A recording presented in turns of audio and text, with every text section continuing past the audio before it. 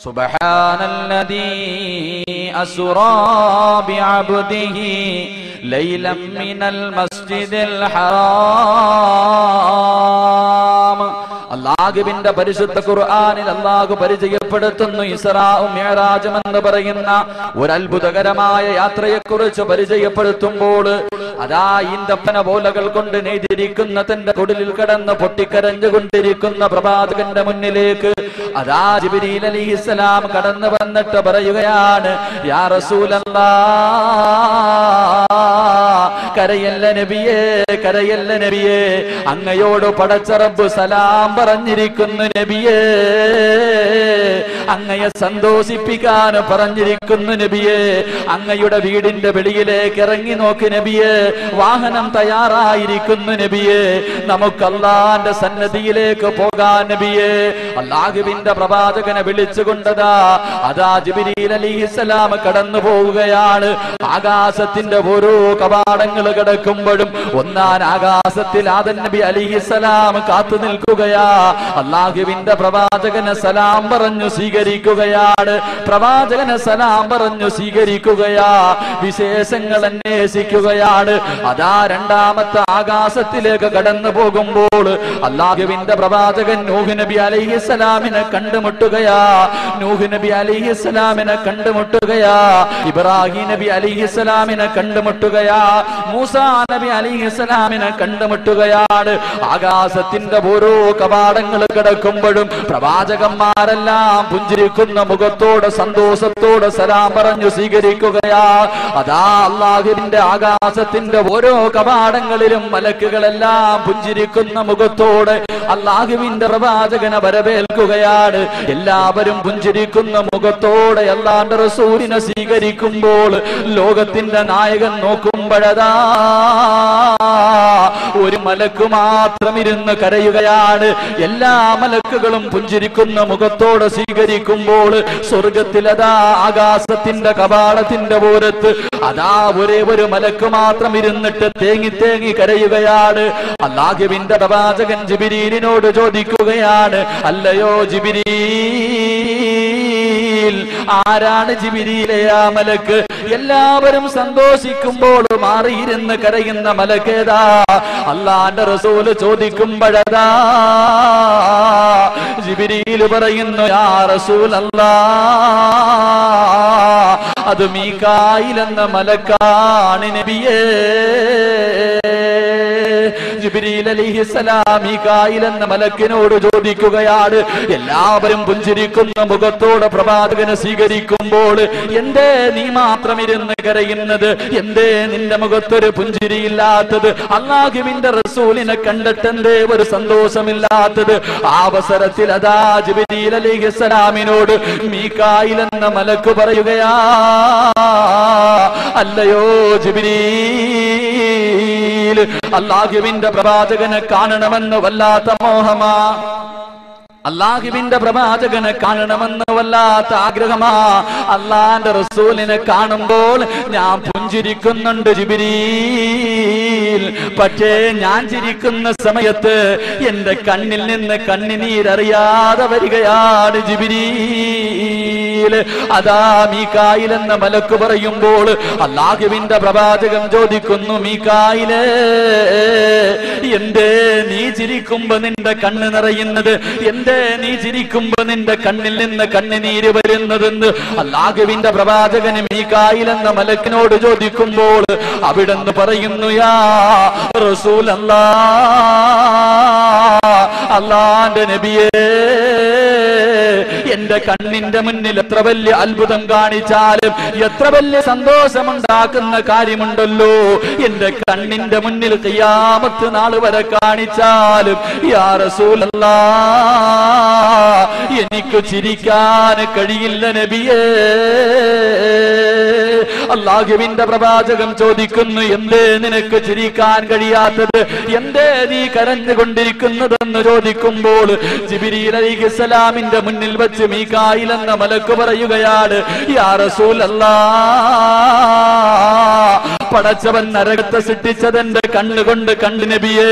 ആ നരകമൊന്ന് കണ്ടു നബിയെ. ആ നരകത്തിന്റെ തീ കണ്ടു നബിയെ. ആ നരകത്തിന്റെ വിളി കേട്ട് നബിയെ. ആ നരകത്തിന്റെ വലിപ്പമൊന്ന് കണ്ടുപോയി നബിയെ. അതുകൊണ്ട് ഖിയാമത്ത് നാൾ വരെ എനിക്ക് ചിരിക്കാൻ കഴിയില്ല നബിയേ. എനിക്ക് ചിരിക്കാൻ കഴിയില്ല നബിയേ.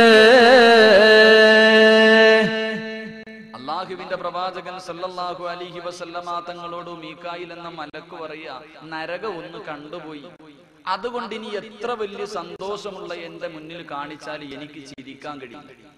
എല്ലാവരും വിചാരിക്കും, ചങ്ങാതി എന്തേ ഇന്നലെ തമാശയൊക്കെ പറഞ്ഞു തുടങ്ങി, ഇന്നെന്തേ നരകത്തെ കുറിച്ച് പറഞ്ഞിട്ട് കടുവാപ്പള്ളിക്കാരെ ഭയപ്പെടുത്തുന്നു എന്ന് നിങ്ങൾ ആലോചിക്കാം. എന്റെ പ്രിയമുള്ള സഹോദരങ്ങളോട് ഞാൻ ചോദിക്ക, 21-ാം നൂറ്റാണ്ടിൽ ജീവിക്കണ ഈ മനുഷ്യനെ എന്തു പറഞ്ഞാലാ നമ്മളൊന്ന് നന്നാവുക? എന്തു പറഞ്ഞാലാ നമ്മളൊന്ന് നന്നാവുന്നത്?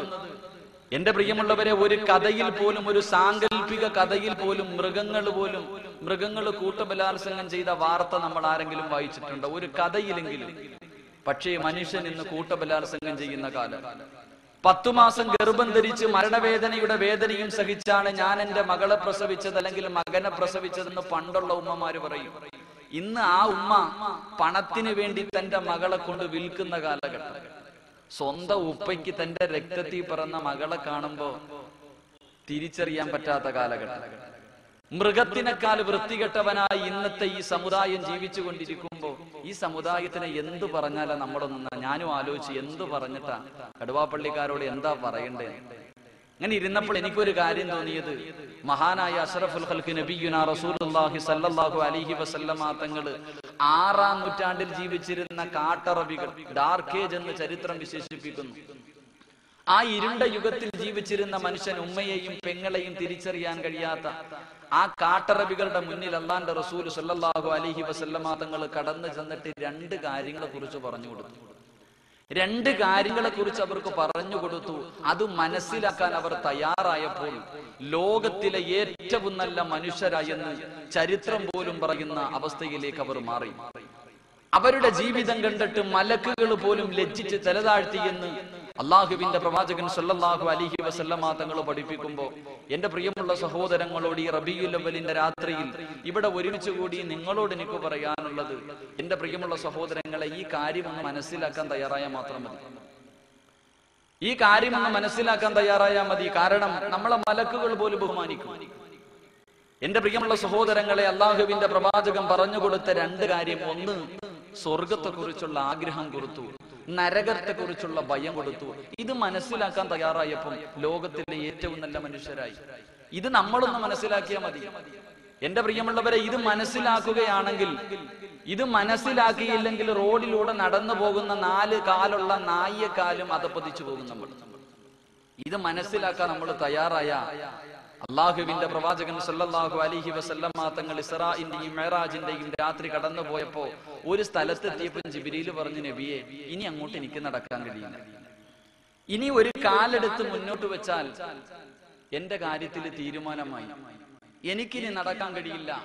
മഹാരഥന്മാരായ പണ്ഡിതന്മാർ പറയുന്നു, യഅനി തഖദ്ദം യാ ഹബീബി ലാ തഖാഫ്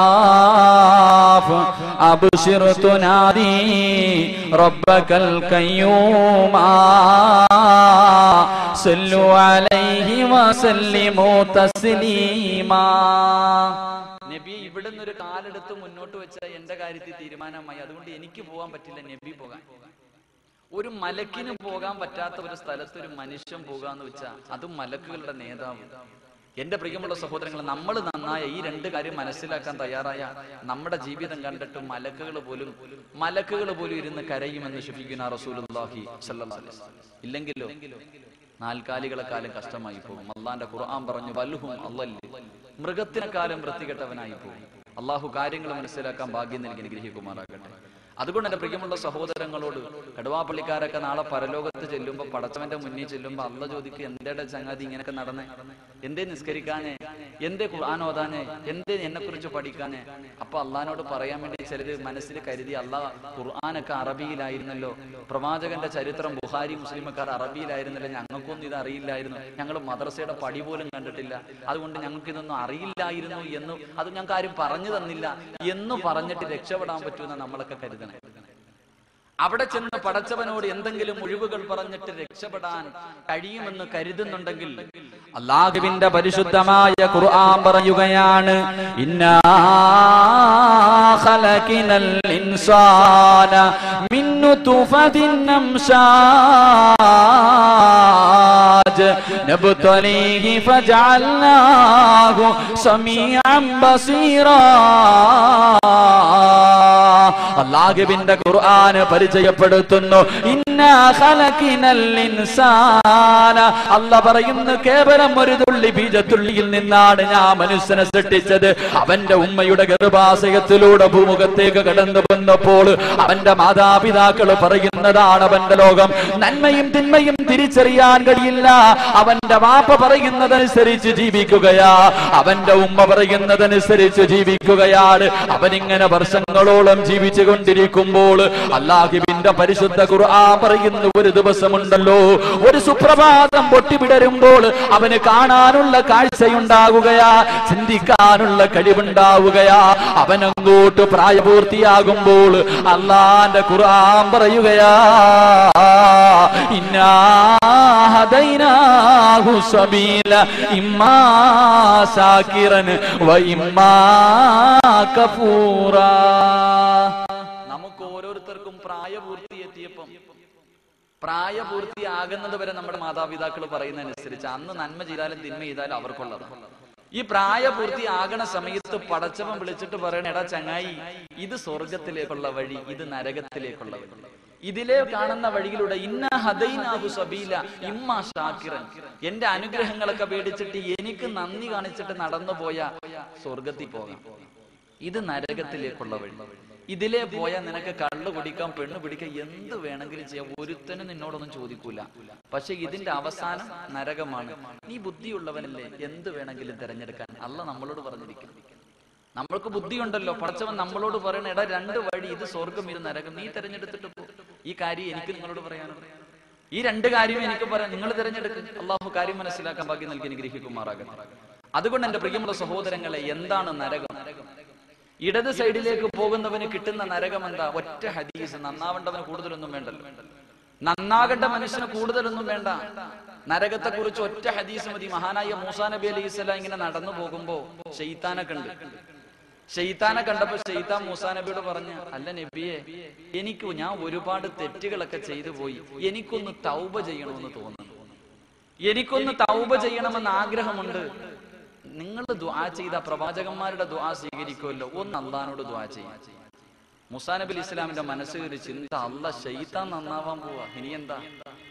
ശൈത്താൻ നന്നായി കഴിഞ്ഞാൽ പിന്നെ സർവ്വരും സ്വർഗത്തിൽ പോലും നന്നാവാൻ പോവാണ്. ശൈത്താൻ അങ്ങനെ മൂസാ നബിക്ക് വല്ലാത്ത സന്തോഷം. മൂസാ നബി അള്ളാഹിനോട് ദുആ ചെയ്തു. ശൈത്താൻ പിന്നീട് ഒരു അവസരത്തിൽ കണ്ടപ്പോൾ ചോദിച്ചു, മൂസ, അള്ളാഹ് എന്ത് പറഞ്ഞു എന്റെ തൗബയെ കുറിച്ച്?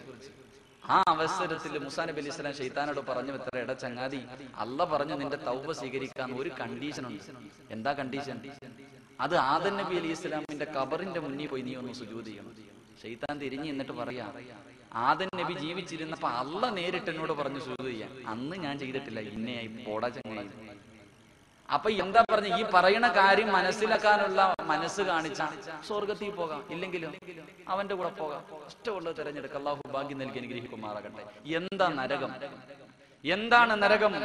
അല്ലാഹുവിന്റെ പ്രവാചകൻ സല്ലല്ലാഹു അലൈഹി വസല്ലമ തങ്ങള് സ്വഹാബത്തിന് ഉപദേശം നടത്തിക്കൊണ്ടിരിക്കുമ്പോൾ, അല്ലാഹുവിന്റെ പ്രവാചകനും സഹാബാക്കളും ഇരിക്കുമ്പോൾ അബൂ ഹുറൈറ റളിയല്ലാഹു തആല അൻഹു റിപ്പോർട്ട് ചെയ്യുകയാണ്, ഇദാ സമിഅതു വജബതൻ, പെട്ടെന്നൊരു ശബ്ദം കേൾക്കുകയാ. പല സഹാബത്തും ബോധരഹിതരായി വീണുപോയി. മറ്റുള്ള സഹാബാക്കൾ പേടിച്ച് വിറച്ച് കരഞ്ഞുകൊണ്ടിരിക്കുകയാണ്. വല്ലാത്ത ഭയാനകമായ ശബ്ദം കേട്ടുകൊണ്ട് കരഞ്ഞുകൊണ്ടിരിക്കുന്ന സഹാബത്തിനോട് അല്ലാഹുവിന്റെ പ്രവാചകൻ ചോദിക്കുന്നു, യാ സഹാബ അതദ്റൂന മാ ഹാദാ, എന്താ ശബ്ദം കേട്ടതെന്നറിയുമോ? അല്ലാഹുവിന്റെ റസൂലിനോട് സഹാബത്ത് പറയുകയാ, അല്ലാഹു വ റസൂലുഹു അലം നബിയേ, നിങ്ങൾക്കറിയില്ല നബിയേ.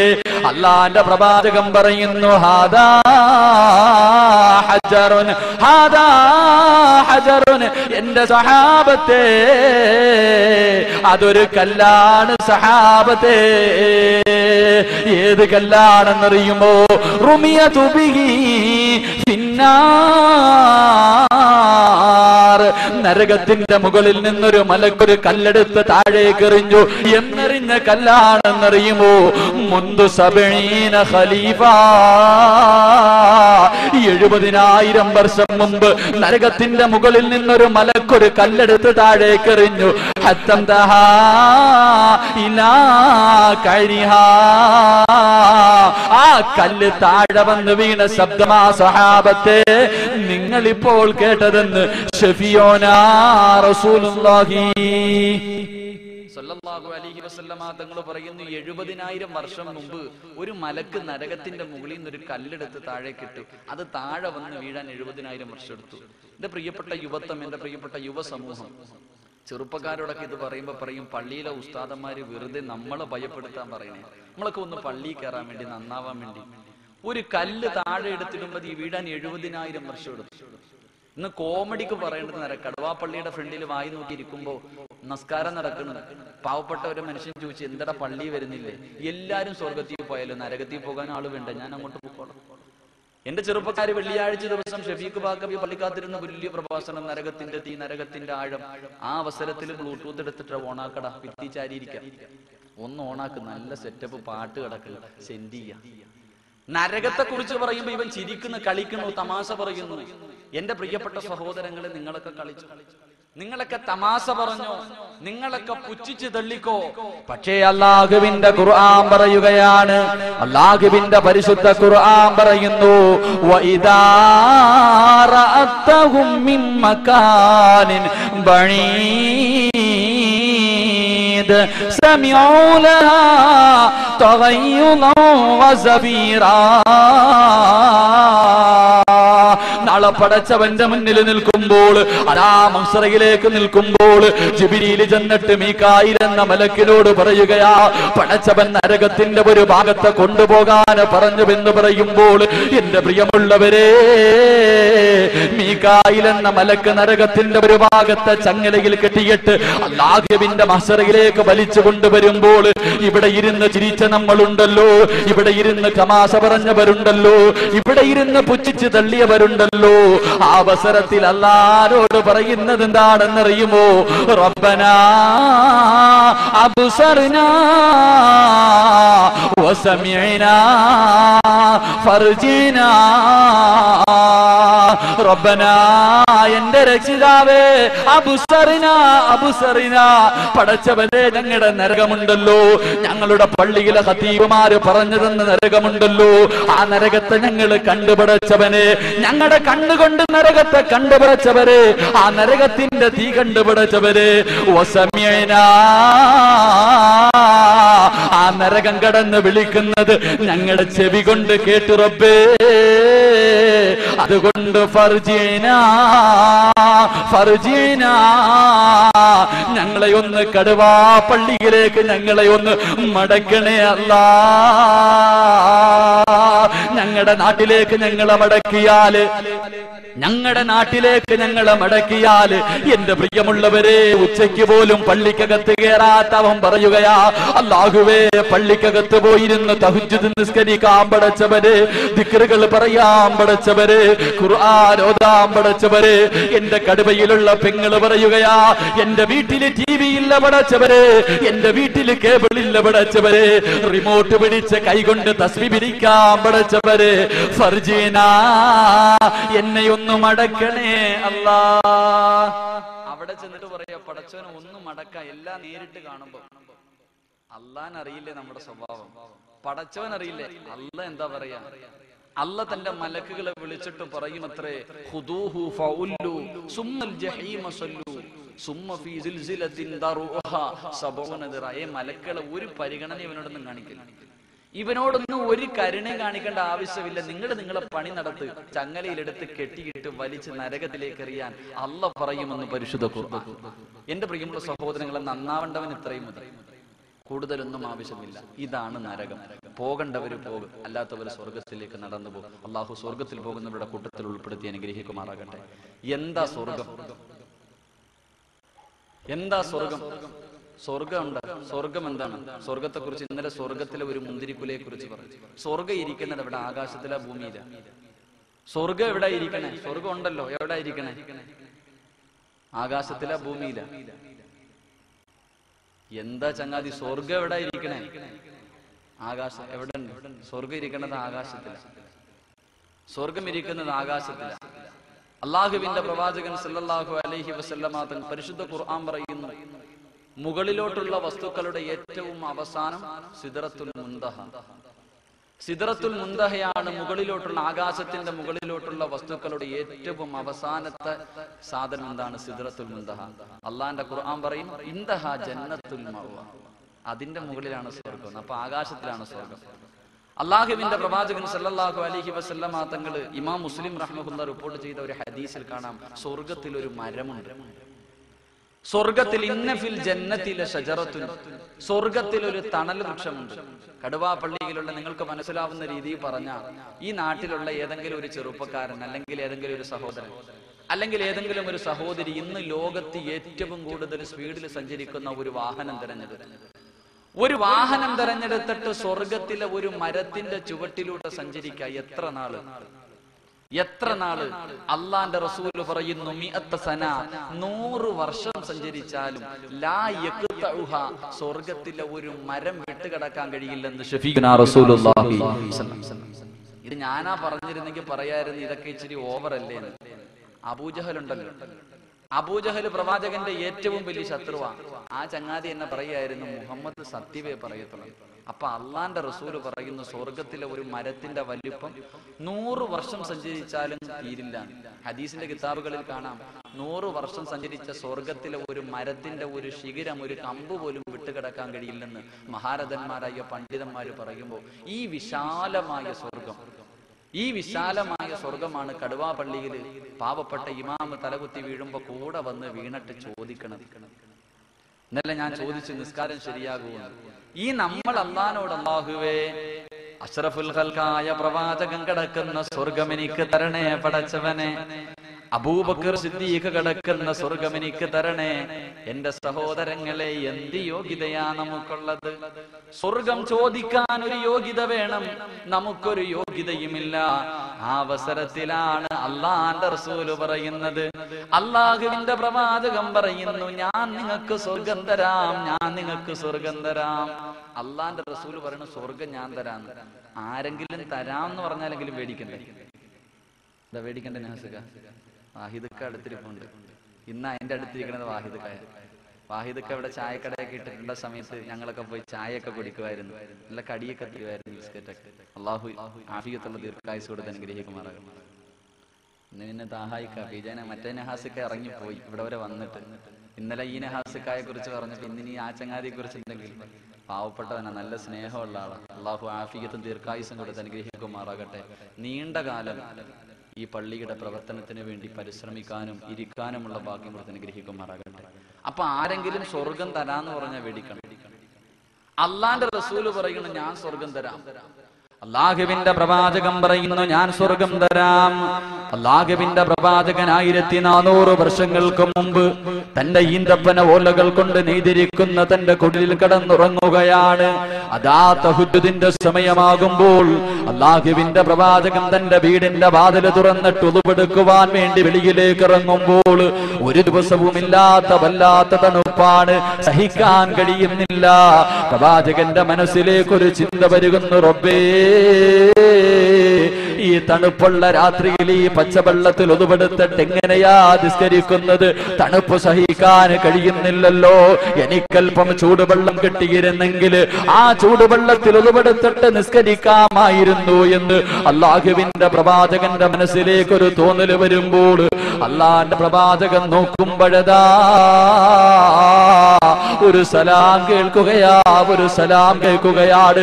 ആ തണുപ്പുള്ള രാത്രിയിൽ സലാം കേൾക്കുന്ന ഭാഗത്തേക്ക് തിരിഞ്ഞു നോക്കുമ്പോൾ അള്ളാഹുവിന്റെ പ്രവാചകന്റെ മുന്നിലേക്ക് മഹാനായ റബിയ റളിയല്ലാഹു തആല അൻഹു, അള്ളാഹുവിന്റെ പ്രവാചകന്റെ സഹാബിയായ റബിയ ഉണ്ടല്ലോ, അള്ളാന്റെ പ്രവാചകനോട് പറയുന്നു, യാ റസൂലല്ലാഹ്, ഇതാ നബിയേ ചൂടുവെള്ളം, ഇതാ നബിയേ ചൂടുവെള്ളം, ഈ ചൂടുവെള്ളത്തിൽ ഒതുപെടുത്തിട്ട് നിസ്കരിക്കു നബിയേ.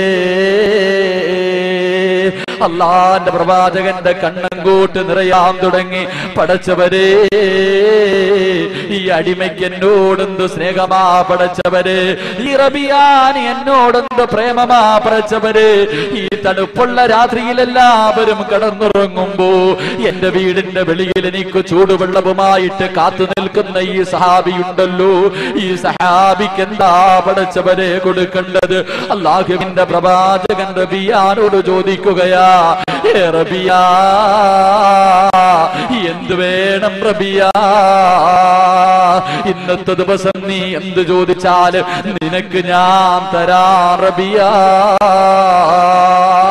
അള്ളാഹുവിന്റെ പ്രവാചകൻ റബിയാനോട് ചോദിക്കുമ്പോൾ മഹാനായ റബിയ റളിയല്ലാഹു തആല അൻഹു അള്ളാഹുവിന്റെ പ്രവാചകനോട് ചോദിക്കുകയാണ്, യാ റസൂലല്ലാഹ്, അസ്അലുക മുറാഫഖത ഫിൽ ജന്നാ.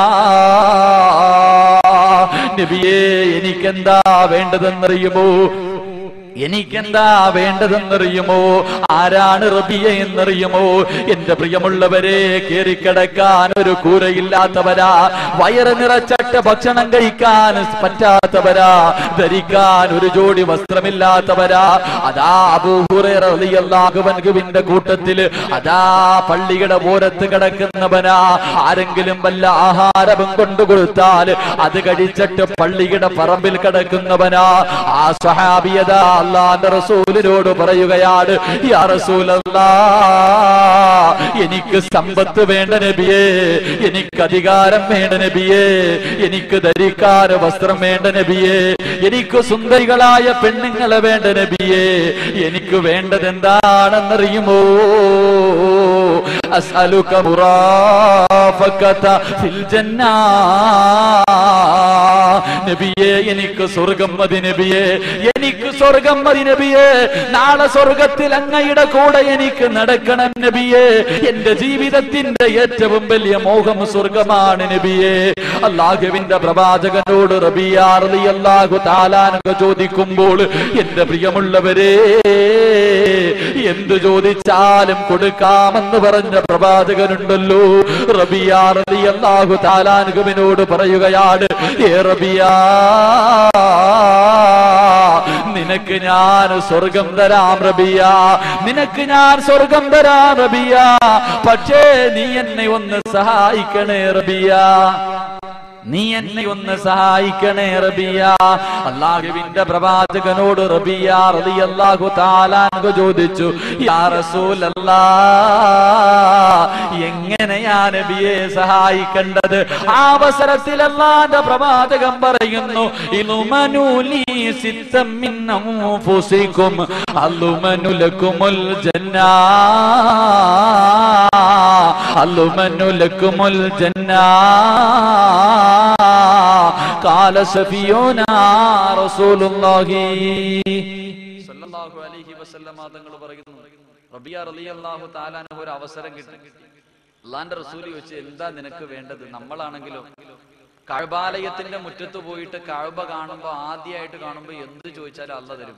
അവിടെ പോയി നിന്നിട്ട് സമ്പത്ത് ചോദിക്കുന്ന മഹാന്മാരുണ്ട്, അവിടെ പോയി നിന്നിട്ട് പോലും സമ്പത്ത് ചോദിക്കുന്ന മനുഷ്യർ. മഹാനായ റബിയ റളിയല്ലാഹു അൻഹു ധരിക്കാൻ വസ്ത്രമില്ല, മസ്ജിദുൻ നബിയുടെ ഓരത്ത് കിടക്ക, ആരെങ്കിലും എന്തെങ്കിലും കൊണ്ടുകൊടുത്ത അത് തിന്നിട്ട് കഴിയണ സഹാബിയ. ആ സഹാബിയോട് നബി ചോദിച്ചു, എന്താ വേണ്ട? ഒറ്റ ചോദ്യം, ഒറ്റ ഉത്തരം, നബി, എനിക്ക് സ്വർഗം വേണ്ട, എനിക്ക് സ്വർഗം മതി, വേറെ ഒന്നും വേണ്ട. അള്ളാന്റെ റസൂല് പറഞ്ഞു, നീ എന്നെ ഒന്ന് സഹായിക്കണം. ഇളുമനുലി സിത്തം മിൻ അൻഫുസികും അദ്ളുമനു ലക്കുമുൽ ജന്ന. ഒരു 6 കാര്യം ഞാൻ നിനക്ക് പറഞ്ഞു തരാം. ഈ 6 കാര്യം കൊണ്ട് നീ എന്നെ ഒന്ന് സഹായിച്ചാൽ, ഇത് നിന്റെ ജീവിതത്തിൽ നീ ഒന്ന് ശ്രദ്ധിച്ചാൽ, നാളെ എന്റെ മുന്നിൽ അള്ളാന്റെ അർശിന്റെ താഴ്ഭാഗത്ത് ഞാൻ ഇരിക്കുമ്പോ നീ വാ റബിയ, നിന്റെ കയ്യിൽ സ്വർഗത്തിന്റെ പാസ് എടുത്ത് ഞാൻ വെച്ചു തരാമെന്ന് ശഫീഉനാ റസൂലുള്ളാഹി. ഈ 6 കാര്യം എനിക്ക് പറയണമെന്ന് ആഗ്രഹമുണ്ട്. ഈ 6 കാര്യവും പറഞ്ഞു തീർക്കണമെന്ന് ആഗ്രഹമുണ്ട്. പക്ഷെ മണിക്കൂറുകളായി പ്രസംഗം കേട്ടോണ്ടിരിക്കുന്ന നിങ്ങൾക്ക് അത് കേൾക്കാനുള്ള മനസ്സും കൂടെ ഉണ്ടാവും. അത് ഉണ്ടാകുമെന്ന് എനിക്ക് തോന്നുന്നില്ല. ഇൻഷാ അല്ലാഹ് എന്തായാലും എനിക്ക് തന്നിട്ടുള്ള സമയത്തിന്റെ ഇപ്പം തന്നെ 8:45 ഇൻഷാ അല്ലാഹ് കൂടി പോയാൽ 10 മണി വരെ. ഇതിന്റെ ഇടയിൽ എത്രയൊക്കെ പറയാൻ പറ്റുമോ അത്രയൊക്കെ പറയാം. മരിച്ചാലും മരിച്ചില്ലെങ്കിലും 10 മണിക്ക് കവറടക്കും. വിഷയം തീർന്നാലും തീർന്നില്ലെങ്കിലും 10 മണിക്ക് അവസാനിപ്പിക്കും. പറയാൻ പറ്റുന്ന അത്രയും പറയും. അത് നമ്മുടെ രണ്ടുപേരുടെയും ജീവിതത്തിൽ പ്രാവർത്തികമാക്കാൻ അള്ളാഹു തൗഫീഖ് നൽകി അനുഗ്രഹിക്കുമാറാകട്ടെ. ഒന്നാമത്തെ കാര്യം,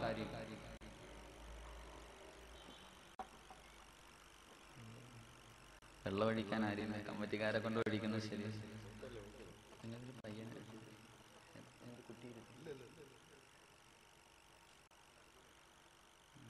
ഏതെങ്കിലും കുട്ടി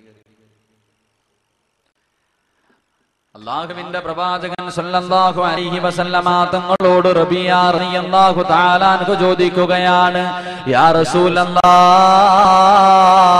സ്വർഗത്തിൽ കിടക്കണമെങ്കിൽ ഒന്നാമത്തെ കണ്ടീഷൻ എന്താണ് നബിയേ? അല്ലാഹുവിന്റെ പ്രവാചകൻ റബീഅ റളിയല്ലാഹു തആല അൻഹുവിനോട് പറഞ്ഞു കൊടുക്കുന്ന ഒന്നാമത്തെ കണ്ടീഷൻ എന്താണെന്നറിയുമോ? ഏ റബീഅ, ഉസ്തുകൂ ഇദാ ഹദ്ദസ്തും യേ റബീഅ, സംസാരിച്ചാൽ കള്ളം പറയല്ലേ റബീഅ. ഒന്നാമത്തെ കണ്ടീഷൻ, സ്വർഗത്തിൽ പോകണമെങ്കിൽ നിനക്ക് പാസ് വേണമെങ്കിൽ ഒന്നാമത്തെ കണ്ടീഷൻ എന്താ? സംസാരിച്ചാൽ കള്ളം പറയില്ലേ. എന്റെ പൊന്നു ഉസ്താദെ, വേറെ എന്ത് വേണമെങ്കിലും പറ, ഇത് നമ്മളെ കൊണ്ട് പറ്റൂല. നമുക്കാണെങ്കിൽ കള്ളം പറയാതെ ഉറങ്ങാൻ പറ്റൂലല്ലോ. നമുക്കൊരു ദിവസം ഒരു കള്ളമെങ്കിലും പറയാതെ ഉറങ്ങാൻ പറ്റത്തില്ല. അതെങ്ങനെയാണല്ലോ. പള്ളി വരും, പള്ളി വന്ന് നിസ്കാരം കഴിഞ്ഞിട്ട് പള്ളിയുടെ പടി ഗേറ്റ്, കടുവാപ്പള്ളിയുടെ അങ്ങോട്ട് ഇറങ്ങുന്നതിന് മുമ്പേ ആ നിസ്കരിച്ച നിസ്കാരം ആർക്കെങ്കിലും കൊടുക്കും. ഇമാം ഇപ്പം ഭയങ്കര ലീവാണ്, എവിടെ പോണെന്നറിയില്ല, പ്രസംഗമൊക്കെ ആണെന്ന് പറഞ്ഞ് പോകുന്നുണ്ട്, ചുമ്മാതാണ്. മോദീന്റെ ബാങ്ക് പഴയതുപോലെ അത്ര പോരാ. അല്ലെങ്കിൽ ഇനി ഒന്നും കിട്ടിയില്ലെങ്കിൽ പറയും, ഇപ്പം കമ്മിറ്റിക്കാരൊക്കെ പഴയതുപോലെ ഒന്നും ഇല്ല, കൈയിട്ട് വാരലൊക്കെ കൂടുതലാണോ, കൈയിട്ട് വാരുന്നുണ്ടോ എന്നൊക്കെ. നിസ്കരിച്ച പതിപോലെ അപ്പോഴേ അവർക്ക് കൊടുക്കും. ഇത് കൊടുത്തിട്ടേ പോകത്തുള്ളൂ. ഇതാണ് നമ്മുടെ രീതി. ഇനി ഇവനും ഒന്നും കിട്ടിയില്ലെങ്കിൽ, ഇനി ഒന്നും പറയാൻ കിട്ടിയില്ലെങ്കിൽ അങ്ങോട്ട് കൂടി ഇരുന്നിട്ടും അങ്ങോട്ട് തുടങ്ങും എന്തെങ്കിലുമൊക്കെ ചുമ്മാ തമാശയ്ക്ക്. തന്റെ കൂടെ ഇരിക്കുന്നവരെ, ചെറുപ്പക്കാരൊക്കെ തന്റെ കൂടെ ഇരിക്കുന്നവരെ ചിരിപ്പിക്കാൻ വേണ്ടി തമാശയ്ക്ക് വെറുതെ കള്ളം പറയുന്നവർ. അല്ലാഹുവിന്റെ പ്രവാചകൻ സല്ലല്ലാഹു അലൈഹി വസല്ലമ തങ്ങൾ പറയുകയാണ്, വൈലുൽ ലില്ലദീ യുഹിബ്ബുനാ ബിൽ ഹദീസ് ലിയുദ്ഹിക മിൻഹുൽ ഖൗം ഫയക്ദിബു ലഹു വൈലുൽ ലഹു വൈലുൽ ലഹു. തമാശയ്ക്ക് പോലും തന്റെ കൂട്ടുകാരോട് കള്ളം പറയുന്നവരുണ്ടല്ലോ, അല്ലാഹുവിന്റെ പ്രവാചകൻ പറയുകയാ, അവനാണ് സർവനാശമെന്ന് ശഫീഉനാ റസൂലുള്ളാഹി സല്ലല്ലാഹു അലൈഹി വസല്ലമ തങ്ങൾ പറയുന്ന തന്റെ കൂട്ടുകാരെ ചിരിപ്പിക്കാൻ വേണ്ടി കള്ളം പറയുന്നു, തമാശയ്ക്ക്, അവനാണ് ഏറ്റവും വലിയ നാശം. എന്റെ പ്രിയമുള്ളവരെ, തമാശയ്ക്ക് പോലും കള്ളം പറയാത്തവന് കിട്ടുന്ന പ്രതിഫലം എന്താണെന്നറിയാം? ജീവിതത്തിൽ തമാശയ്ക്ക് പോലും കള്ളം പറയാത്തവൻ. അല്ലാഹുവിന്റെ പ്രവാചകൻ പറയുന്നു, അനസഈമുൻ ബിബൈതിൻ ഫീ വസതിൽ ജന്നാ ലിമൻ തറകൽ കദിബ വഇൻ കാന മാസിയാ. തമാശയ്ക്ക് പോലും കള്ളം പറയാത്ത ആരെങ്കിലും ഈ ദുനിയാവിന്റെ തൊലിക്ക് മുകളിൽ ജീവിക്കുന്നുണ്ടെങ്കിൽ സ്വർഗത്തിന്റെ മധ്യഭാഗത്ത് ഞാനൊരു വീട് കൊണ്ട് ജാമ്യം നിൽക്കുന്നു എന്ന് ശഫീഉനാ റസൂലുള്ളാഹി സല്ലല്ലാഹു അലൈഹി വസല്ലം തങ്ങൾ പറയുന്നു. കടുവാപ്പള്ളിയിൽ ഒരു 2 നില വീടല്ല, കടുവാപ്പള്ളിയിൽ ഒരു 2 നില വീടല്ല, സ്വർഗത്തിന്റെ മധ്യഭാഗത്ത് ഞാനൊരു വീട് തരാം. എന്റെ പ്രിയപ്പെട്ട സഹോദരങ്ങളെ മനസ്സിലാക്കണം, നമ്മളാണെങ്കിൽ കള്ളം പറയുന്നതൊക്കെ പോട്ട് എല്ലാം പറഞ്ഞിട്ട് അവസാനം പറയുന്ന ഒരു കാര്യമുണ്ട്, ഇതാണ് സഹിക്കാൻ പറ്റാത്തത്. നിങ്ങളുടെ ഈ അടുത്ത പ്രദേശത്ത് ഒരു പയ്യൻ പെണ്ണ് കാണാൻ പോയി. പെണ്ണ് കണ്ട് ഇഷ്ടപ്പെട്ടിട്ട് ഇവൻ തിരിച്ചു വന്നു. ഇവൻ തിരിച്ചു വന്നതിന് ശേഷം ഈ പെണ്ണിന്റെ മാമ ഇവനെ കുറിച്ച് അന്വേഷിക്കാൻ വേണ്ടി ആറ്റിങ്ങലിന്റെ തൊട്ടപ്പുറത്തുള്ള ഒരു സ്ഥലം ഞാൻ പറയുന്നില്ല, അവിടെ പോയിട്ട് ഫസ്റ്റ് കണ്ട ബേക്കറിയിൽ കയറി ഒരു ജ്യൂസ് ഒക്കെ കുടിച്ചിട്ട് അവിടെ നിസ്കരിക്കുന്ന ഒരു വാപ്പുണ്ട്. ആ വാപ്പാനോട് ചോദിച്ചു, ഈ പയ്യന്റെ സ്വഭാവം എങ്ങനെ? ഒരു ചെറുപ്പക്കാരനുണ്ടല്ലോ, അവന്റെ സ്വഭാവം എന്താന്ന് വെച്ചപ്പോ ഈ വാപ്പ പറഞ്ഞു, ഞാൻ അവനെ കുറിച്ച് വല്ലതും പറഞ്ഞു തരണം, അതവൻ അറിയണം. കള്ളും കുടിച്ച് കഞ്ചാവ് അടിക്കുന്നവന്റെ കൂട്ടുകാരനെ വിളിച്ചുകൊണ്ട് വന്ന് എന്നെ ഈ കടയൊക്കെ തല്ലിപ്പൊട്ടിക്കണം. എന്തിനാ ഒരു മുസ്ലിമായി ചെറുപ്പക്കാരനെ കുറിച്ച് ആവശ്യമില്ലാത്തൊക്കെ പറയണം? സ്തോഫറുള്ള, നിങ്ങൾ വേറെ ആരെങ്കിലും പോയി അന്വേഷിക്കാൻ. ഇനി ഈ ചങ്ങാതി എന്തെങ്കിലും പറയണം. അവൻ കള്ളു കുടിക്കുന്നവനാണ്, അവന്റെ കൂടെ നടക്കുന്നവർ കഞ്ചാവ് അടിക്കുന്നവൻ, ഇവൻ വീട് കയറി അടിക്കുന്നവനാ. ഇതും കൂടെ പറഞ്ഞിട്ടാ പറയണേ. ഒന്നുമില്ല, നമ്മളും അങ്ങനെ തന്നെ ഇരുന്നങ്ങോട്ട് പറഞ്ഞിട്ട് അവസാനം പറയും, എന്തിനാ പച്ചയിറച്ചി തിന്നുന്നത്? പിന്നെ പെങ്ങന്മാർക്കാണെങ്കിൽ സഹോദരിമാർക്കാണെങ്കിൽ പിന്നെ കേരള സർക്കാർ ഒരു അവസരം ഉണ്ടാക്കി കൊടുത്തിരിക്കുക. കുടുംബശ്രീ എന്ന് പറഞ്ഞിട്ട് ഈ റോഡൊക്കെ ചെത്താൻ പോണൊരു ജോലിയുണ്ട്. ഇവിടെ കടുവാപ്പള്ളിക്കാർ പോകുന്നുണ്ടെന്ന് അറിയില്ല, ഉണ്ടോ? ഇവിടെ ഉണ്ടില്ലേ? അത് താത്താമാർ അങ്ങോട്ട് പോകും. ഒരു ദിവസം 5 മരം റെഡിയാക്കിയാൽ മതി. 1 മണിക്കൂർ കൊണ്ട് തീരും. പക്ഷെ രാവിലെ ഒരു 8 മണിക്ക് പൊക്കഴിഞ്ഞാൽ 2 മരത്തിന്റെ ചുവട് ചുട്ടിയിട്ട് അങ്ങോട്ട് എല്ലാവരും കൂടെ ഒരുമിച്ച് ഇരുന്നിട്ട് ദിക്റും ദുആയും അങ്ങോട്ട് തുറന്നു. എല്ലാവരും പിന്നെ സലാത്തുകളൊക്കെ പറഞ്ഞോട്ട് അങ്ങോട്ടിരിക്കും. 10-11 മണിയാകുമ്പോ അമീർ വന്ന് പറയും, മതി പോകാം. എഴുന്നേറ്റ് വീട്ടിൽ പോകും, ചോറ് കഴിക്കും, വീണ്ടും വന്നിട്ട് 2 മരം പിന്നെയും ദിക്റും ദുആയും. അവിടെ ഇരുന്ന് 5 മണി വരെ ഇരിക്കണം. ഇരുന്നിട്ട് സ്വർഗവും വാങ്ങിച്ചിട്ടേ പോകത്തുള്ളൂ. നമ്മുടെ പ്രിയപ്പെട്ട സഹോദരിമാർ, അല്ലാഹു ഈമാൻ കൊടുത്ത് അനുഗ്രഹിക്കുമാറാകട്ടെ. അല്ലാഹു ഈമാൻ കൊടുത്ത് അനുഗ്രഹിക്കുമാറാകട്ടെ. മഹാനായ അഷ്റഫുൽ ഖൽഖ് നബിയുനാ റസൂലുള്ളാഹി സ്വല്ലല്ലാഹു അലൈഹി വസല്ലം, അല്ലാഹുവിന്റെ പ്രവാചകൻ ഒരു ദിവസം സുബ്ഹി നമസ്കാരം കഴിഞ്ഞിട്ട് അതാ മസ്ജിദുൻ നബവിയുടെ മുകളിൽ ഇരുന്നിട്ട് അല്ലാഹുവിന്റെ പ്രവാചകൻ മസ്ജിദുൻ നബവിയുടെ വെളിയിൽ ഇരുന്നിട്ട് കരയാൻ തുടങ്ങി. പൊട്ടിക്കരഞ്ഞുകൊണ്ടിരിക്കുമ്പോൾ അല്ലാഹുവിന്റെ പ്രവാചകന്റെ കരളിന്റെ കഷ്ടമായ ഫാത്തിമയുണ്ടല്ലോ, അല്ലാഹുവിന്റെ പ്രവാചകന്റെ മുന്നിലേക്ക് കടന്നു ചെല്ലുകയാണ്. യാ റസൂലല്ലാഹ്, എന്തിനാ നബിയേ കരയുന്നത്? എന്തിനാ നബിയേ കരയുന്നത്? അങ്ങയാരാണ് വേദനിപ്പിച്ചത്? അല്ലാഹുവിന്റെ പ്രവാചകനോട് തന്റെ പൊന്നുമകള് ചോദിക്കുമ്പോൾ അല്ലാഹുവിന്റെ റസൂല് പറയുന്നു, മോളെ ഫാത്തിമ, ഇന്നലെ ഞാൻ നരകം കണ്ടു മോളെ. നരകത്തിൽ എന്റെ സമുദായത്തിലെ ഒരു വിഭാഗം ജനതയെ കണ്ടു മോളെ. അവര് നരകത്തിൽ കടന്ന് വിളിക്കുകയാണ് മോളെ. അവരുടെ തലയുണ്ടല്ലോ പന്നിയുടെ തല പോലെ ഇരിക്കുന്നു, അവരുടെ ഉടലുകളുണ്ടല്ലോ കഴുതയുടെ ഉടല് പോലെ ഇരിക്കുന്നു. അവർ നരകത്തിൽ കിടന്നിട്ട് വിളിച്ചു കൂവുന്നത് എന്റെ കണ്ണുകൊണ്ട് കണ്ടു മോളെ.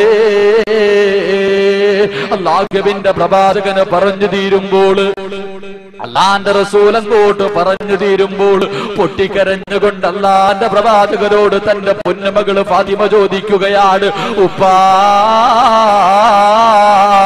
പന്നിയുടെ തലയും കഴുതയുടെ രൂപവുമുള്ള ആ വൃത്തികെട്ടവരാരാണ് ഉപ്പാ? അവരെന്ത് പാപമാ ചെയ്തതെന്ന് അല്ലാഹുവിന്റെ പ്രവാചകനോട് തന്റെ പൊന്നുമകള് ഫാത്തിമ ബീവി ചോദിക്കുമ്പോൾ അല്ലാഹുവിന്റെ റസൂൽ പറയുന്നു, മോളെ ഫാത്തിമ, അവരാരാണെന്നറിയുമോ? ദുനിയാവിൽ ജീവിക്കുന്ന കാലഘട്ടത്തിൽ സംസാരിച്ചപ്പോൾ കള്ളം പറഞ്ഞവരാണ് മോളെ. അവർക്ക് കിട്ടുന്ന ശിക്ഷ ഇതാണെന്ന് സഫിയോനാ റസൂലുള്ളാഹി സ്വല്ലല്ലാഹു അലൈഹി വസല്ലം തങ്ങൾ പറയുന്നു. പന്നിയുടെ തലയും കഴുതയുടെ രൂപവുമായിരിക്കും. അല്ലാഹു ആ വിഭാഗത്തിൽ നിന്ന് കാക്കുമാറാകട്ടെ. അല്ലാഹു ആ വിഭാഗത്തിൽ നിന്ന് കാക്കുമാറാകട്ടെ. അതുകൊണ്ട് എന്റെ പ്രിയമുള്ള സഹോദരങ്ങളോട്, മനുഷ്യനാണ് കള്ളം പറയും. മനുഷ്യന്റെ പ്രകൃതം അങ്ങനെയാ, കള്ളം പറഞ്ഞു പോകും. പക്ഷെ കള്ളം പറയുമ്പോ ആ പറഞ്ഞത് കള്ളമാണെന്ന് മനസ്സിലാക്കുമ്പോ തൗബ ചെയ്യാനുള്ള മനസ്സെങ്കിലും അല്ലാഹു നൽകി അനുഗ്രഹിക്കുമാറാകട്ടെ. അല്ലാഹുവിന്റെ പ്രവാചകൻ റബിയ റളിയല്ലാഹു തആല അൻഹുവിന് കൊടുത്ത രണ്ടാമത്തെ ഉപദേശം അല്ലാഹുവിന്റെ പ്രവാചകനോട് റബിയ ചോദിക്കുന്നു, യാ റസൂലല്ലാഹ്, സ്വർഗത്തിൽ പോകണമെന്ന് വല്ലാത്ത മോഹമുണ്ട് നബിയെ. അങ്ങയുടെ കൂടെ സ്വർഗത്തിൽ നടക്കണമെന്ന് വല്ലാത്ത ആഗ്രഹമാണ് നബിയെ. രണ്ടാമത്തെ കാര്യം എന്താണെന്ന് ചോദിക്കുമ്പോൾ അല്ലാഹുവിന്റെ പ്രവാചകൻ പറയുന്നു, റബിയ വഔഫൂ ഇദാ വഅത്തും, ഏ റബിയ, വാഗ്ദാനം ചെയ്താൽ ലംഘിക്കല്ലേ റബിയ. രണ്ടാമത്തെ കണ്ടീഷൻ വാക്കു പറഞ്ഞാൽ പാലിക്കണം.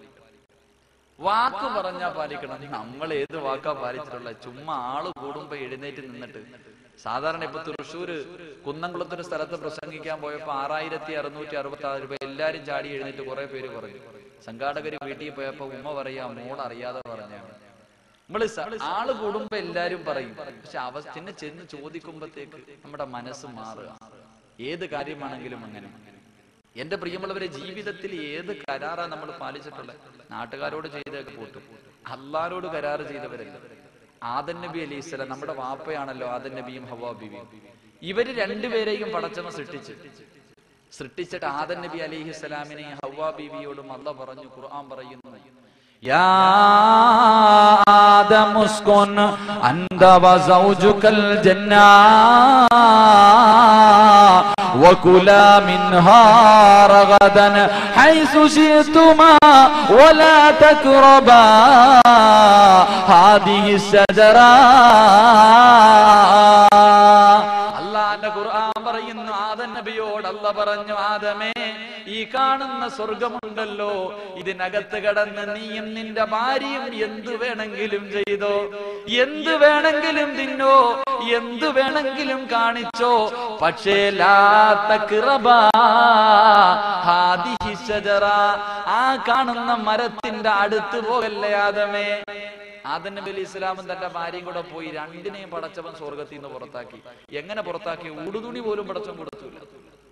തുണി പോലും, സ്വർഗത്തിലെ വസ്ത്രം പോലും കൊടുക്കാതെ രണ്ടിനെയും പുറത്താക്കി. നമ്മുടെ വാപ്പാനെ ഉമ്മാനെ എന്തിന്? ഒറ്റ കരാറ് ലംഘിച്ചതിന്റെ പേരിൽ. ഒരു മരത്തിന്റെ അടുത്ത് പോകല്ലെന്നാ പറഞ്ഞു.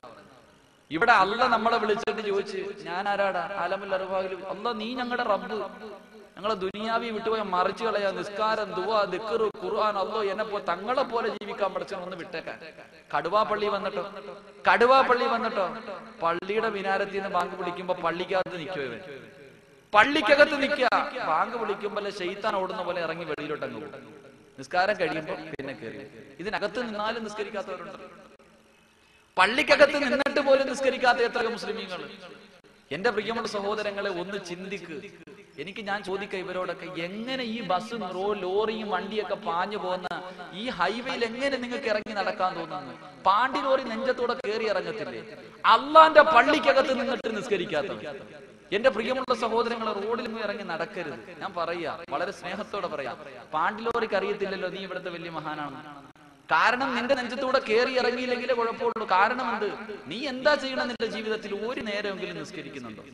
നിസ്കാരമോ ഇബാദത്തോ നിന്റെ ജീവിതത്തിലില്ല. പിന്നെ എന്തിനാ പടച്ചവൻ നിന്നോട് കരുണ കാണിക്കണേ? ഇത്രയും നാളും നിന്നോട് കരുണ കാണിച്ചതിന് നീ പോയി അള്ളാഹിനെ സ്തുതിക്കും. എന്റെ പ്രിയപ്പെട്ട സഹോദരങ്ങൾ, ചെറുപ്പക്കാരൊക്കെ ബൈക്കിന്റെ മുകളിൽ ഇരുന്നിട്ട് പാഞ്ഞു പോവുക. ട്രാൻസ്പോർട്ടിന് അടിയിൽ ഇവൻ ഇങ്ങനെ അങ്ങോട്ട് വണ്ടി വെട്ടിച്ചിട്ട് പോകുമ്പോ ഓനോട് ചോദിച്ചാൽ പറയും, ഞാൻ വെട്ടിച്ചത് കൊണ്ടാ രക്ഷപ്പെട്ടെ. ഇവൻ പറയണത് ഞാൻ വെട്ടിച്ചത് കൊണ്ടാണ്. എന്റെ പൊന്നുമോനെ, നീ വെട്ടിച്ചത് കൊണ്ടൊന്നുമില്ല. നിന്റെ വാപ്പയും ഉമ്മയും വീട്ടിൽ സുബഹി നിസ്കരിച്ചിട്ട് സുജൂദി കടന്നിട്ട് കരയാ, അള്ളാഹുവേ ഒരെണ്ണേ ഉള്ളൂ, അവൻ റോഡിൽ പോവാ, ഒന്ന് നോക്കിക്കോണേ. എടാ, ഇത് കൊണ്ടാ നീ രക്ഷപ്പെട്ടു പോണേ. പക്ഷെ അള്ള എന്നും ഇതൊന്നും കേൾക്കത്തില്ല. കാരണം നീ അങ്ങനെയല്ലേ ചെയ്യും. എന്നും പടച്ചവനൊന്നും കേൾക്കൂല. തരുമ്പോ 8ന്റെ പണിയെ തരത്തുള്ളൂ. നട്ടല് ഒടിഞ്ഞിട്ട് വീട്ടിൽ പിന്നെ ബെഡിന്റെ മൊത്തം ഇങ്ങനെ വെട്ടിയിട്ടേക്കുന്ന പോലെ കിടക്കാനേ പറ്റും. ആ സമയത്ത് ഇവൻ പറയണത് എന്താണെന്നറിയാവോ? ഒന്ന് നേരെ ആയിരുന്നെങ്കിൽ കടുവാപ്പള്ളിയിൽ പോയി സുബഹി നിസ്കരിക്കാൻ. എന്റെ പൊന്നു സഹോദരങ്ങളെ, ആ സമയത്ത് പറഞ്ഞിട്ട് കാര്യമില്ല. എന്റെ പ്രിയപ്പെട്ട ചെറുപ്പക്കാർ, ഇങ്ങനെ വരുന്ന വഴി നോക്കുമ്പോ നബിദിനാണല്ലോ. എന്റെ പ്രിയപ്പെട്ട ചെറുപ്പക്കാർ, ഇങ്ങനെ വരുമ്പോ ഇപ്പൊ നബിദിനമൊക്കെ മാറി. പണ്ടൊക്കെ ഫ്ലെക്സി ബോർഡ് വെച്ചിട്ട് നബിദിനാശംസകൾ KMYF അല്ലെങ്കിൽ ഇങ്ങനെ സംഘടനകളൊക്കെ പേരാ. ഇപ്പൊ ആണെങ്കിൽ ഇങ്ങോട്ട് വരുമ്പോ ഒരു സ്ഥലത്ത് മമ്മൂട്ടിയുടെ മോന്റെ ഫോട്ടോ, ആൾക്കാരുള്ള ആ മമ്മൂട്ടിയുടെ മോന്റെ പേര് എഴുതിയിട്ട് താഴെ നബിദിനാശംസകൾ. എന്റെ ചെറുപ്പക്കാര് മാറി. എന്റെ പ്രിയപ്പെട്ട മമ്മൂട്ടി ഫാൻസുകാരൊക്കെ നബിദിനാശംസകൾ ഫ്ലെക്സിയുടെ ബോർഡിൽ മമ്മൂട്ടി നിൽക്കണ ഫോട്ടോ, അതിന്റെ താഴെ നബിദിനാശംസകൾ പച്ചയിൽ എഴുതി വെച്ചിട്ടുണ്ട്. ഇങ്ങനെ ആയിരിക്കണം എന്റെ സമുദായം. പ്രിയപ്പെട്ട ചെറുപ്പക്കാര്, വെള്ളിയാഴ്ച ദിവസം വാപ്പ പള്ളിയിൽ പോകുന്നതിന് മുമ്പ് ഇവൻ പോകും. ഇവൻ രാവിലെ കുളിച്ചെടുക്കുമ്പോ വാപ്പ വിചാരിക്കും പള്ളിയിൽ പോവാൻ. വാപ്പ വിചാരിക്കും അല്ല കടുവാപ്പള്ളിയിൽ പോവായിരിക്കും മോൻ തഹജ്ജുദിന്റെ സുബഹി പിന്നെ ജുമാ നിസ്കരിക്കാൻ. ഇവൻ രാവിലെ എഴുന്നേറ്റ് ഒരു 8 മണിയൊക്കെ ആകുമ്പോഴത്തേക്ക് ബൈക്ക് കൊടുത്തിട്ട് നേരെ അങ്ങോട്ട് ആറ്റിങ്ങ പോകും. ട്രിംസിലോ അല്ല വല്ല ഗൗരിയിലോ എവിടെയെങ്കിലും പോയിട്ട് അവിടെ അവന്റെ ജുമാ അവിടെ പോകുമ്പോ രാവിലെ അവന്റെ വാപ്പാടെ ഫ്ലെക്സി ഇങ്ങനെ കിട്ടുന്നുണ്ടാവും. ചെറുപ്പക്കാരെല്ലാം കൂടെ വലിഞ്ഞങ്ങ് കയറും അതിന്റെ മുകളിലോട്ട്. വലിയ ഫ്ലെക്സി ബോർഡിന്റെ മുകളിൽ വലിഞ്ഞു കയറിയിട്ട് മാലയൊക്കെ ഇട്ടിട്ട് എന്റെ പ്രിയപ്പെട്ട ചെറുപ്പക്കാരെ നോക്കുമ്പോ 6ാം നൂറ്റാണ്ടിൽ ജീവിച്ചിരുന്ന കാട്ടറബിയായി ഇമ്രുൽ ഖൈസ് ഉണ്ട്. ഇമ്രുൽ ഖൈസിന്റെ ചരിത്രം പറയുമ്പോൾ ഒരു 4 വരി പദ്യം നമുക്ക് വായിക്കാൻ കഴിയും. അമുറു അലാ ജിദാരി ദിയാരി ലൈലാ ഉഖബ്ബിലു ദൽ ജിദാറ വൽ ജിദാറ വമാ ഹുബ്ബു ദിയാരി ശറഫ്ന ഖൽബി വലാകിൻ ഹുബ്ബു മൻ സകന ദിയാറ. തന്റെ കാമുകിയായ ലൈലയുടെ വീടിനടുത്തൂടെ വരുമ്പോ മതിൽ കാണുമ്പോ കെട്ടിപ്പിടിച്ചങ്ങ് ഉമ്മ കൊടുക്കുക. ലൈലയുടെ വീട്ടിൽ നിന്ന് പട്ടി ഇറങ്ങി വരുമ്പോ ചെന്നിട്ട് പട്ടിയെ പിടിച്ച് കാലിനടിയിൽ പിടിച്ചിട്ട് ചുംബനം കൊടുത്തിട്ട് പറയാ, പട്ടി നീ എത്ര ഭാഗ്യവാനടാ, എന്റെ പെണ്ണ് ചവിട്ടിയ സ്ഥലത്ത് ചവിട്ടാൻ നിനക്ക് കിട്ടിയല്ല. ഓനതാ പറയുന്നത്.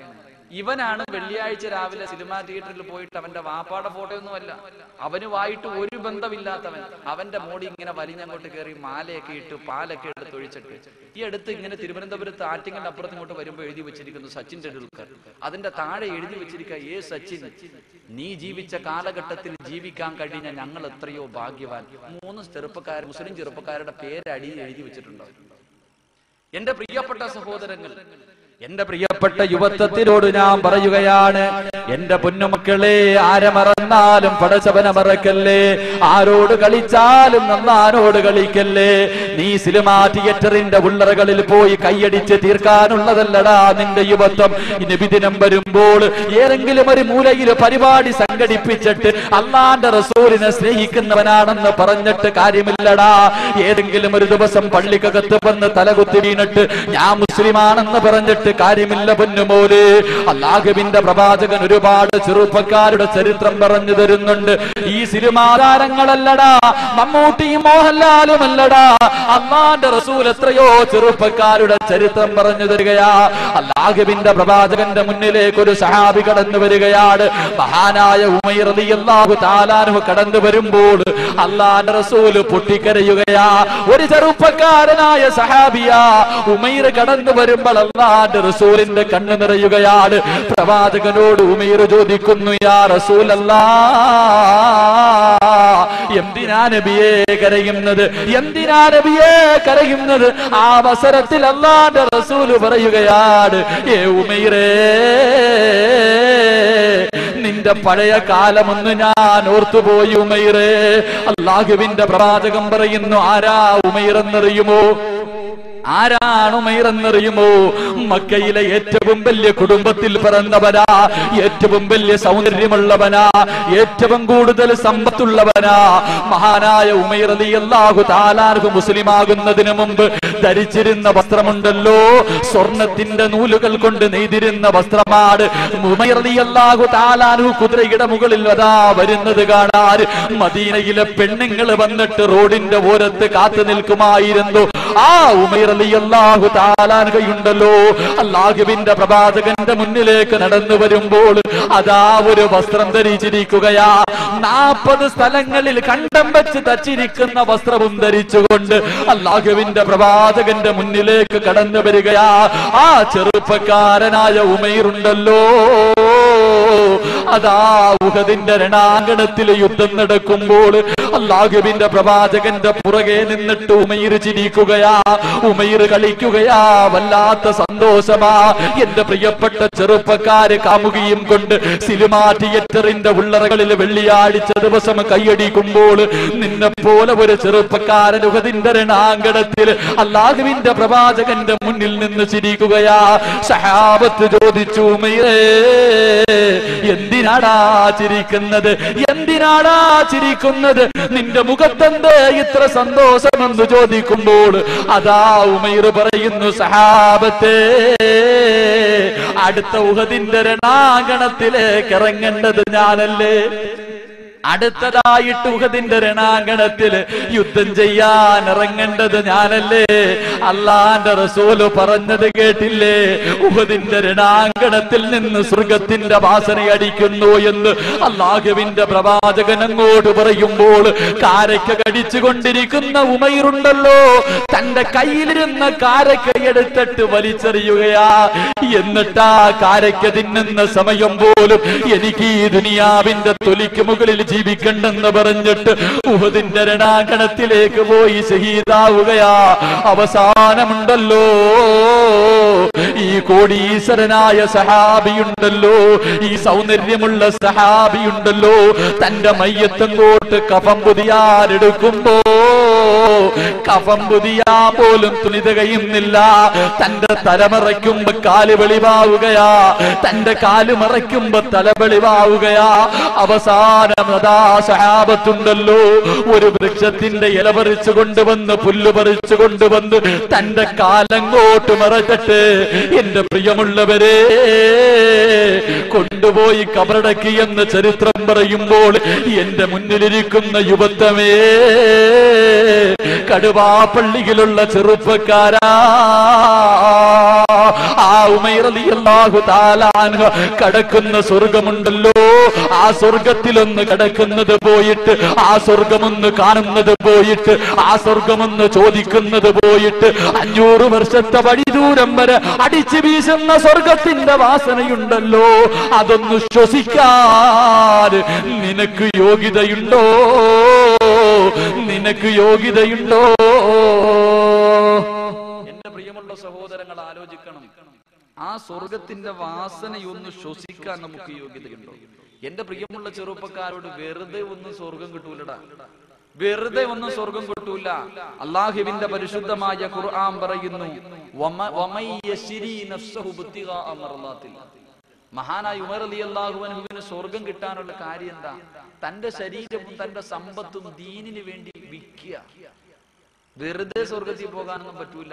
കേവലം 5 വഖത്ത് പള്ളിക്കകത്ത് വന്ന് തലകുത്തി വീണാ കിട്ടില്ല സഹോദരങ്ങൾ. അതുകൊണ്ട് മമ്മൂട്ടി മോഹൻലാലിനെയൊക്കെ വിട്ടിട്ട് നല്ല സെറ്റപ്പ് സൂപ്പർ ചെറുപ്പക്കാരായ സഹാബികളുടെ ചരിത്രം അള്ളാന്റെ റസൂൽ അങ്ങോട്ട് പഠിപ്പിച്ചുതരാ. കണ്ട് പഠിച്ചിട്ടൊന്ന് അവരൊക്കെ സഞ്ചരിച്ച പാതയിലൂടെ സഞ്ചരിക്കുക. അല്ലെങ്കിൽ നീ റോഡിലൂടെ ബൈക്കിൽ പോകരുത്. നിസ്കരിക്കാത്തവൻ റോഡിലൂടെ നടന്നു പോയാൽ മതി. ഇവൻ ഇനി കെട്ടിന്റെ മുകളിൽ കൂടെ നടന്നു പോയാലും വണ്ടി നിന്റെ നെഞ്ചത്തൂടെ കയറിപ്പോകും. കാരണം എന്താ? അങ്ങനെയാ നിന്റെ ജീവിതം. അള്ളാഹു ഈമാൻ നൽകി അനുഗ്രഹിക്കുമാറാകട്ടെ. രണ്ടാമത്തെ കണ്ടീഷൻ, മഹാനായ റബിയ റളിയല്ലാഹു തആല അൻഹുവിനോട് അല്ലാഹുവിന്റെ റസൂൽ പറഞ്ഞു, വാഗ്ദാനം ചെയ്താൽ ലംഘിക്കാൻ പാടില്ല, ചെയ്യുന്ന വാഗ്ദാനങ്ങൾ പാലിക്കാൻ അള്ളാഹു നമുക്ക് തൗഫീഖ് നൽകി അനുഗ്രഹിക്കുമാറാകട്ടെ. മൂന്നാമത്തെ കണ്ടീഷൻ, അല്ലാഹുവിന്റെ പ്രവാചകൻ റബിയ റളിയല്ലാഹു തആല അൻഹുവിനോട് പറഞ്ഞു കൊടുക്കുകയാണ്, ഏ റബിയ, സ്വർഗം വേണോ റബിയ, സ്വർഗം വേണോ റബിയ, വഅദൂ ഇദഅതമിൻതും, ഏ റബിയ, വിശ്വാസവഞ്ചന കാണിക്കല്ലേ റബിയ. മൂന്നാമത്തെ കണ്ടീഷൻ ലോകം മറിക്കണതൊന്നുമല്ല. അള്ളാന്റെ റസൂല് പറയുന്ന വിശ്വാസവഞ്ചന കാണിക്കാൻ പാടില്ല. പ്രവാചകൻ സല്ലല്ലാഹു അലൈഹി വസല്ലമ തങ്ങൾ പറയുന്ന നാളെ മഹ്ശറയിൽ കടുവാപ്പള്ളിയിലുള്ള എല്ലാവരും ഒരുമിച്ച് കൂടുമ്പോൾ ചില മഹാന്മാര് വരുന്ന പിൻദ്വാരങ്ങളിൽ വലിയ കൊടി കുത്തി വെച്ചിട്ടുണ്ടാവും. ഇവൻ ഇങ്ങനെ നടന്നു വരുന്ന കാണുമ്പോ എല്ലാരും ഇങ്ങനെ അത്ഭുതത്തോടെ നോക്കാം. അള്ളാന്റെ റസൂൽ സല്ലല്ലാഹു അലൈഹി വസല്ലമ തങ്ങളോട് സഹാബത്ത് ചോദിച്ചു, നബിയെ ഈ കൊടിയും വെച്ചോണ്ട് വരുന്നവൻ ആരാ? അള്ളാന്റെ റസൂൽ പറയാം, അത് ചതിയന്മാരാണ്. ഇവൻ ചതിച്ചതിനനുസരിച്ച് ഇവന്റെ കൊടിയുടെ നീളം കൂടുന്ന കടുവാപ്പള്ളിയുടെ മിനാര തോറ്റുപോകും നമ്മുടെ കൊടിയുടെ മുന്നിൽ. കാരണം അത്രയ്ക്കും ചതിച്ചിട്ടുണ്ട് നമ്മള്. വിശ്വാസവഞ്ചന, കല്യാണം മുടക്കാൻ എന്തൊക്കെ പരിപാടികളാണ്. നമ്മുടെ കൊടിയുടെ നീളം വലുതായിരിക്കും. അള്ളാഹു തൗബ ചെയ്യാനുള്ള മനസ്സ് എനിക്ക് അനുഗ്രഹിക്കുമാറാകട്ടെ. ഇന്ന് കുടുംബജീവിതമാണല്ലോ വളരെ എളുപ്പം. ഇന്ന് ചതിക്കാൻ ഏറ്റവും എളുപ്പം കുടുംബജീവിതം. എന്റെ നാട്ടില് ഒരു കല്യാണം നടന്നീ അടുത്ത്. 101 പവനും ബെൻസ് കാറൊക്കെ ഷിഫ്റ്റ് കാറൊക്കെ കൊടുത്തിട്ട് വലിയ കല്യാണം. കല്യാണം കഴിഞ്ഞ് ഫസ്റ്റ് നൈറ്റ് കഴിഞ്ഞ് പിറ്റേ ദിവസം രാവിലെ ആയപ്പോ ഈ പെണ്ണ് ഇതെല്ലാം കൂടെ അവൻ ബാത്റൂമിൽ കയറിയപ്പം വെളിയിൽ നിന്ന് കുറ്റി കിട്ടിട്ട് ഇതെല്ലാം എടുത്തോണ്ട് ഒളിച്ചോടി പോയി കാമുകന്റെ കൂടെ. ഈ പെണ്ണിനോട് പത്തക്കാരി ചോദിച്ചു, എടീ പോകണമെങ്കിൽ നിനക്കങ്ങ് ആദ്യം പൊക്കൂടായിരുന്നു, എന്തിനാ നീ ഇങ്ങനെ ഒരുത്തന്റെ ജീവിതം തകർത്തേന്? ഇപ്പൊ ഇവള് പറഞ്ഞ മറുപടി എന്ന് പറയും, ഞാൻ ആദ്യം പോയിരുന്നെങ്കിൽ കയറി പോകുന്ന വീട്ടിലൊരു നിലയും വിലയൊന്നും ഉണ്ടാകത്തില്ല. ഇതാകുമ്പോൾ 101 പവനും കാറൊക്കെ ആയിട്ട് കയറി പോകാൻ അഭിമാനമുണ്ട്. അവക്ക് ഒരുത്തന്റെ കൂടെ ഒരു ദിവസം കടന്നത് വേറെ ഒന്നും തോന്നിയില്ല. ഇതാണ് ഇന്നത്തെ ലോകം. ഇന്ന് എന്റെ പ്രിയപ്പെട്ട സഹോദരിമാർ, തൃശ്ശൂര് കുന്നംകുളത്തിനടുത്ത് പരൂർ എന്ന് പറയുന്ന സ്ഥലത്ത് യുവസമൂഹമേ എവിടെ എന്ന് പറഞ്ഞിട്ടുള്ള വിഷയം ഈ മാസം 5-ാം തീയതി പ്രസംഗിക്കാൻ പോയപ്പോ ഒരു സംഘടന നടത്തിയ അവരുടെ ഒരു റിപ്പോർട്ട് കൊണ്ടുതന്നു. 64 മുസ്ലിം പെണ്ണുങ്ങൾ ആ മുസ്ലിമിയുടെ ഒളിച്ചോടി പോയിക്കണം.